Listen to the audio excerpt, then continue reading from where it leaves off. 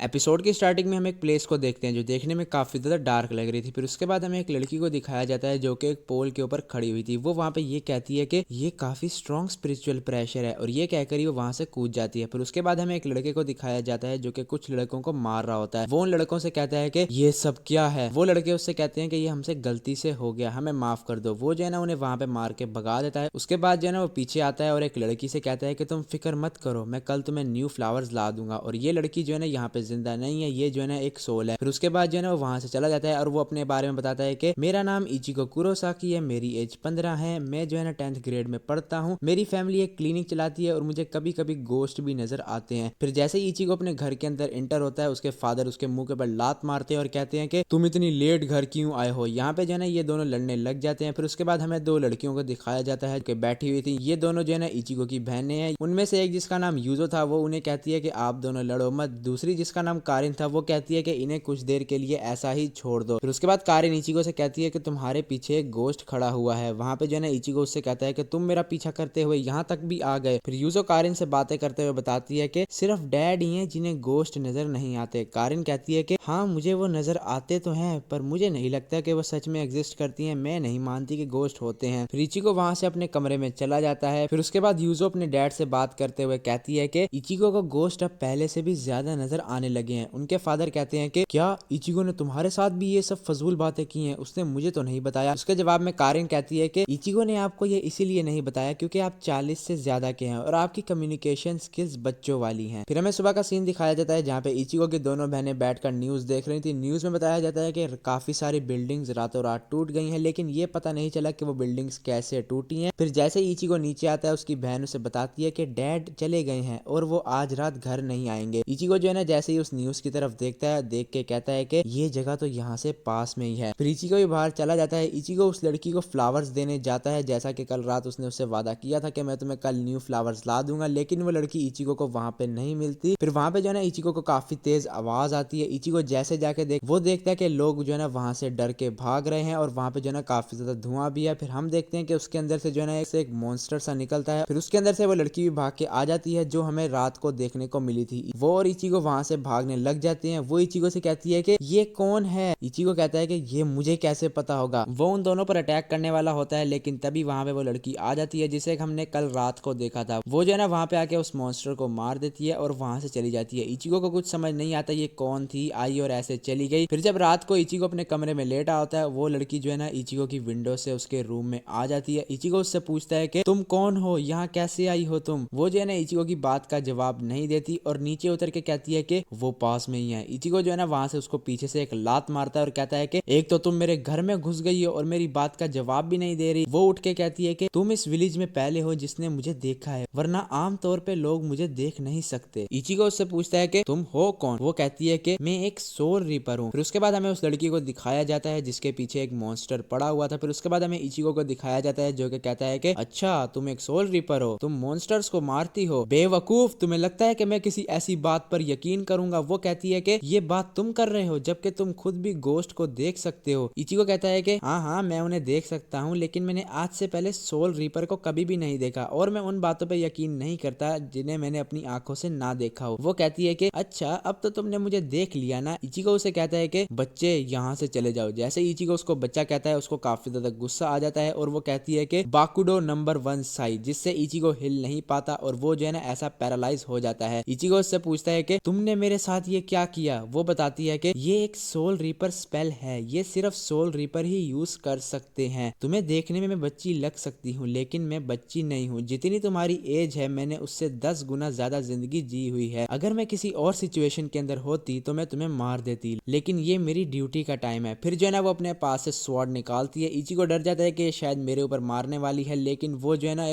जो है ना उस सोल के सर के अंदर अपनी स्वॉर्ड डाल देती है जिसे हमने किचन में देखा था। फिर हम देखते हैं कि वहां पे ब्लू लाइट आ जाती है और वो सोल जो है ना उस ब्लू लाइट के अंदर चली जाती है। इचिको उससे पूछता है कि तुमने उसके साथ क्या किया। वो बताती है कि डरो नहीं, मैंने उसे सोल सोसाइटी भेज दिया है। मैं इसे समझाती हूँ, इस वर्ल्ड में दो टाइप की स्पिरिट्स होती हैं, एक होती हैं नॉर्मल, वूल्स कहा जाता है, ये दूसरों को नुकसान नहीं पहुंचाती, और दूसरी होती है होलोज, जिन्हें बैड स्पिरिट्स कहा जाता है। ये लोगों पर अटैक करती हैं और उनकी सोल्स को ले लेती हैं। इचिको कहता है कि अच्छा, और ये सब तुम मुझे अपनी गंदी ड्राइंग से समझा रही हो। वो जो है ना इचिको के फेस के ऊपर भी मार्कर से कुछ बना देती है। फिर वो इचिको को और बताती है कि हमारी दो जॉब्स होती हैं, पहला वूल्स यानी कि जो अच्छी स्पिरिट्स हैं उन्हें सोल सोसाइटी लेके जाना, और दूसरी जॉब ये होती है कि जो होलोज यानी कि जो लोगों को मारती हैं उन्हें मार देना, उनकी एग्जिस्टेंस को मिटा देना। फिर हमें उस लड़की को दिखाया जाता है जिसको एक होलो ने पकड़ लिया था। वो कहता है कि ये वो सोल नहीं है जिसकी मुझे तलाश है, इसके अंदर सिर्फ उसकी स्मेल है, और ये कहकर वो वहां से चला जाता है। अगर आपको इसकी बात की समझ नहीं आई तो मैं आपको समझा देता हूँ। उस होलो ने यहाँ पे ये बोला है कि इस लड़की के अंदर सिर्फ उसकी स्मेल है, यानी कि ये वो नहीं है, ये किसी ऐसे से मिली है जिसकी स्पिरिचुअल एनर्जी काफी ज्यादा है और उसकी स्मेल इसके अंदर भी आ गई है। अब वो किसकी स्पिरिचुअल एनर्जी थी वो आपको आगे पता चल जाएगा। फिर उसके बाद हमें इचिको को दिखाया जाता है जो कि उससे कहता है कि क्या तुमने ये सुना, तुम्हें किसी के रोने की आवाज नहीं आ रही? वो कहती है रोने की आवाज। फिर जो है ना वो आवाज उस लड़की को भी सुनाई देने लग जाती है। वो कहती है कि ये एक होलो की किराए है। फिर वो जो है ना रूम खोल के बाहर जाने लगती है, लेकिन नीचे से काफी ज्यादा स्पिरिचुअल प्रेशर आता है। वो सोचती है कि मैंने इसे सेंस कैसे नहीं किया, ये स्पिरिचुअल प्रेशर तो काफी ज्यादा है। फिर वहां पे जो है ना यूजो भी आ जाती है और नीचे आके वो गिर जाती है। वो इचिको से कहती है कि कारिन को बचा लो। वो सोल रीपर जो है ना नीचे जाती है देखने के लिए कि क्या हुआ है। वहां पे वो जाके देखती है कि इचिको का घर टूटा हुआ है। वहां पे जो है ना इचिको की बहन को एक होलो ने अपने हाथ के अंदर पकड़ा हुआ है। वो जो है ना उससे लड़ने के लिए रेडी हो जाती है, लेकिन तभी वहां पे इचिको भी नीचे आ जाता है। वहां पे जो है ना इचिको अपने पैरों के ऊपर खड़ा हो जाता है। वो ये देख के काफी हैरान हो जाती है कि मैंने तो इसके ऊपर अपना कीड़ो इस्तेमाल किया था, फिर ये खड़ा कैसे हो पा रहा है। वो इचिको से कहती है कि रुक जाओ, अगर तुमने कीड़ो को तोड़ने की कोशिश की तो तुम्हारी बॉडी, वो इससे आगे कुछ बोल पाती। वहां पे जो है ना इचिको उसके कीड़ो को तोड़ देता है और वो जो है ना वहां से चेयर उठा के उस होलो के ऊपर अटैक करने जाता है, लेकिन वो होलो उसे हाथ मारता है जिससे इचिको दूर जाए गिरता है। वो इचिको से कहता है कि मैं तुम्हें काफी देर से ढूंढ रहा था, आखिर तुम मुझे मिल ही गए। वहां पे जो है ना वो सोल रीपर आके इचिको को बचा लेती है। उसके हाथ से जो है ना कारिन भी गिर जाती है, लेकिन इचिको उसको पकड़ लेता है। इचिको कारिन को आवाज देने लग जाता है, लेकिन वो इचिको से कहती है कि डरो नहीं, अभी उसने तुम्हारी बहन की सोल को नहीं लिया है, ये किसी ऐसी सोल की तलाश में है जिसका स्पिरिचुअल प्रेशर काफी ज्यादा हो। फिर जो है ना वहां पे उसको समझ आ जाती है कि ये किसको टारगेट कर रहा है असल में। फिर वो इचिको को बताती है कि जब तुम अच्छी सोल से मिलना शुरू हुए तो तुम्हें पता ही नहीं चला, तुम अपना जाने अनजाने में अपना स्पिरिचुअल प्रेशर रिलीज करने लग गए, और वो स्पिरिचुअल प्रेशर इतना ज्यादा था कि तुम्हारी तरफ होलोज भी अट्रैक्ट होने लग गए। फिर इचिको कहता है कि अच्छा,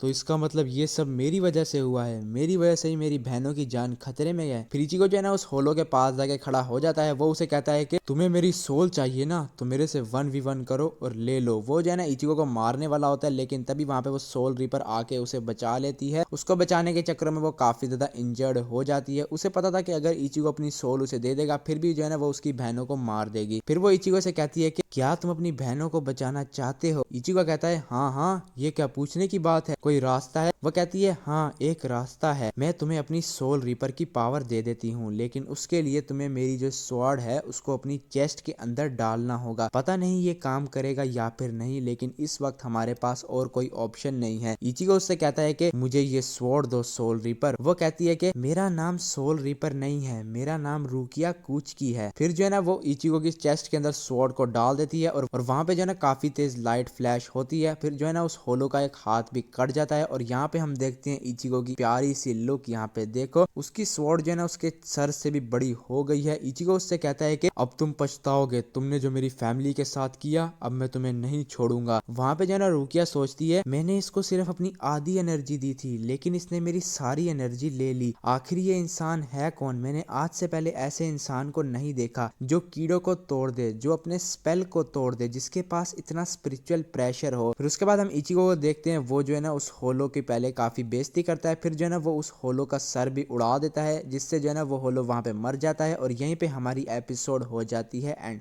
तो गाइज अगर फ्यूचर में भी ऐसी एक्सप्लेनेशन देखना चाहते हो तो यार चैनल को सब्सक्राइब कर देना। मेरे जो पास जो है ना भाई यूट्यूब का 2 साल का एक्सपीरियंस है, ये मत समझना मैं जो है ना निकट्ठू बंदा हूँ या फिर ऐसे ही उठ के आ गया हूँ। पहले 2 साल एक्सपीरियंस है, उसके बाद जो है ना ये वाला चैनल क्रिएट किया है। अब जो है ना भाई मैं डेली की डेली एक वीडियो डाला करूंगा। तो भाई ब्लीच को मैं जो है ना खत्म करके ही रहूंगा अपने इस चैनल के ऊपर। मैं जो है ना भाई मतलब 2 से 3 मंथ के अंदर खत्म कर दूंगा ब्लीच को। तो भाई लाजमी से सब्सक्राइब करके रख देना।